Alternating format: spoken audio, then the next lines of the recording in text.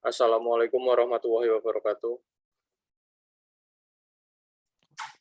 Sebelumnya, kami di sini akan mempresentasikan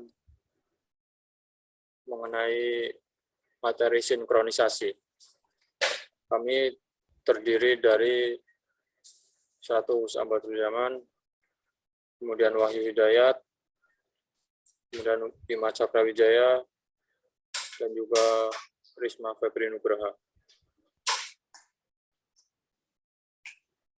Langsung saja,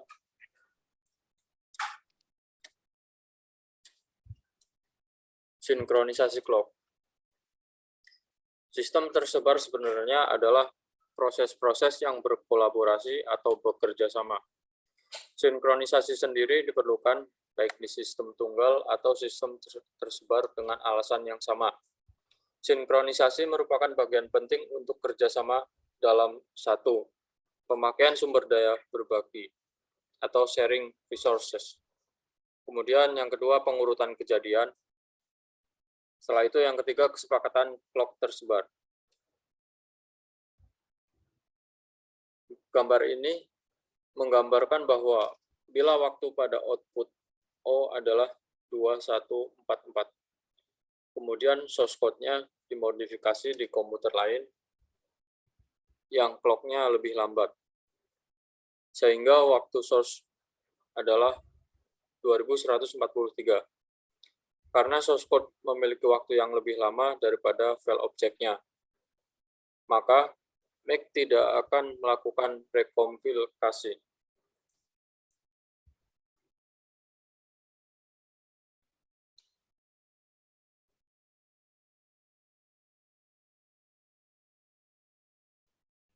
Clock fisik.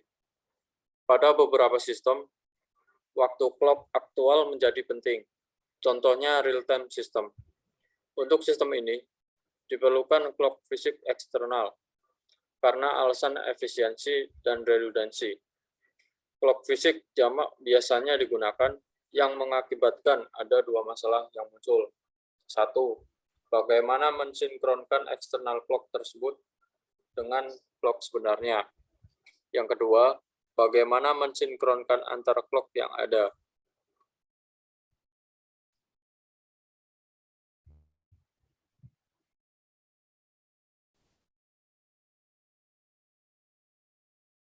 Di sini ada yang pertama saat di mana matahari mencapai titik tertinggi di langit disebut transit of the sun dan terjadi di siang hari. Interval antar dua transit berurutan disebut solar day. International Atomic Time atau disingkat EIT adalah rata-rata jumlah tik dari jam atom cesium 133 sejak tanggal 1 Januari 1958 dibagi 9.192.631.770.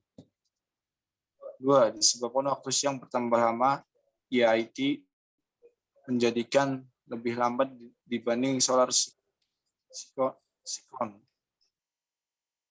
Untuk mengoreksinya, digunakan leap second dengan cara meloncati waktu EIT sehingga sama dengan solar second. Waktu yang telah dikoreksi ini disebut Universal Coordinate Time atau UTC.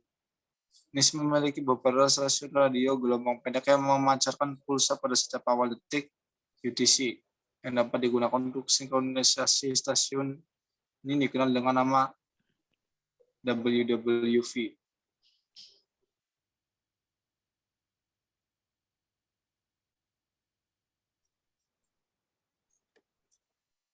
Algoritma sinkronisasi clock. Di sini ada algoritma Christian. Bila sebuah mesin memiliki penerima WWV sehingga dapat berfungsi sebagai time server. Secara periodik, setiap mesin mengirim pesan ke time server menanyakan waktu terkini. Katsi ada dua masalah dalam algoritma ini, masalah mayor dan masalah minor. Masalah mayornya adalah waktu penanya tidak boleh dimundurkan dan mengatasinya adalah dengan memperlambat clock tick. Masalah minor adalah waktu tunda dari balasan server yang besarnya variatif tergantung beban jaringan di atas ini dengan menghitung interval waktu pengiriman dan penerimaan pesan to TOS sampai dengan T1 dan waktu penanganan interupsi 1 sehingga bisa dihitung lama propagasi pesan dalam satu arah T1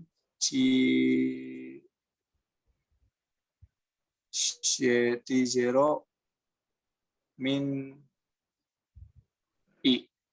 Nilai ini dijadikan koreksi terhadap nilai waktu yang diperoleh.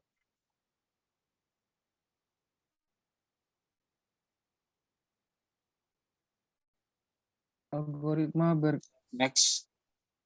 Algoritma Berkeley digunakan untuk mensinkronkan clock relatif terhadap clock lainnya dan bukan terhadap master clock tertentu. Diamond di server time melakukan polling ke semua klien yang akan dijawab oleh setiap clock. Kemudian time Diamond akan mengirim penyesuaiannya. Forward dapat dilakukan dengan meloncat, backward perlu perlambatan yang bertahap.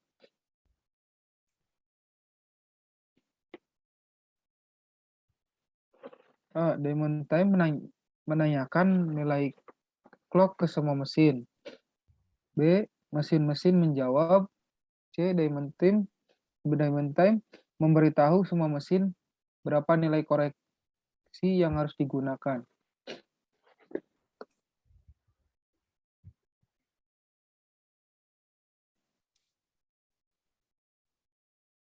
Algoritma rata-rata.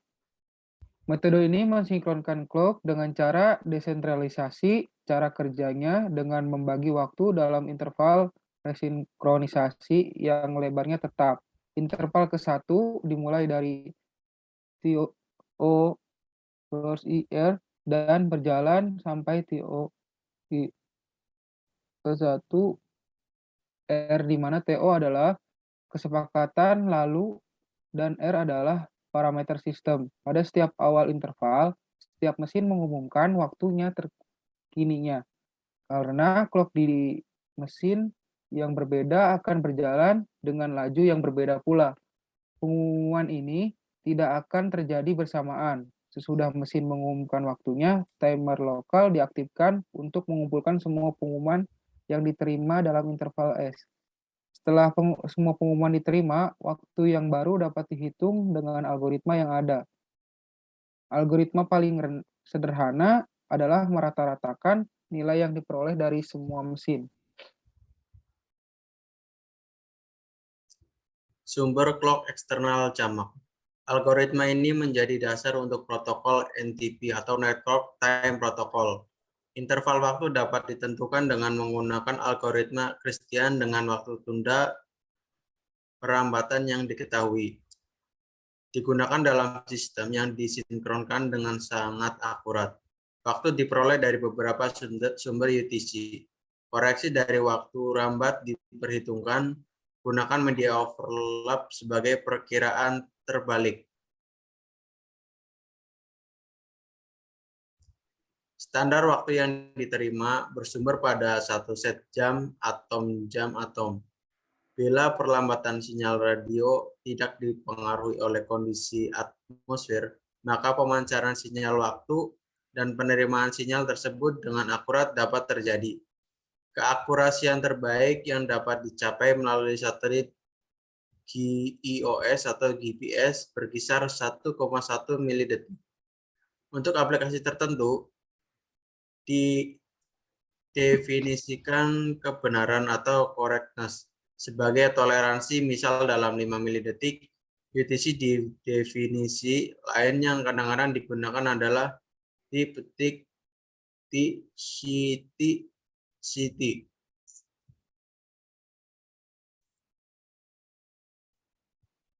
Atmos-on message delivery. Setiap pesan membawa pengenal koneksi dan timestamp.